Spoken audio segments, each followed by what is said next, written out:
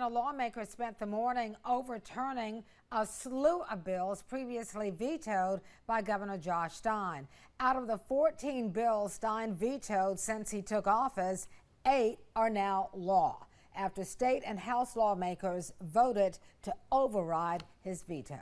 WECT's Ava Bringord has followed the moves in both chambers. Ava, Republicans have a big enough majority in the Senate to override the governor, but not in the State House. Yeah, that's right, Fran. And Republicans in the Senate used their supermajority to override a dozen of the governor's vetoes. But in the House, the GOP is one vote short of a veto-proof majority. That's why there are still some bills that have not been voted on. Now, one of the first bills the Senate voted to override, Senate Bill 50, is called Freedom to Carry NC. The bill allows most adults to carry a concealed handgun without a permit. It also lowers the age to carry a concealed gun from 21 to 18. Governor Stein vetoed the bill in June, saying it undermines responsible gun ownership, while Republican Senate Leader Phil Berger says this bill ensures the government will not infringe on Second Amendment rights.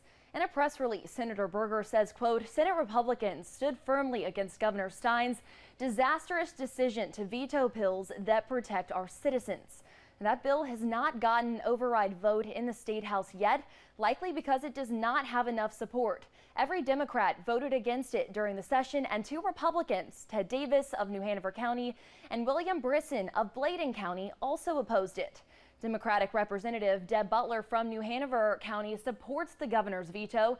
She says, quote, I don't believe putting more guns on our streets, particularly in the hands of 18-year-olds with no training, is well advised.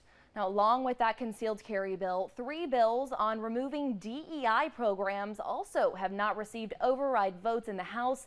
One of them to eliminate diversity, equity, and inclusion in public schools that's co-sponsored by Senator Michael Lee of New Hanover County. Now, Fran, I do have a list of the bills that have become law after override votes right now up on the WECT News website.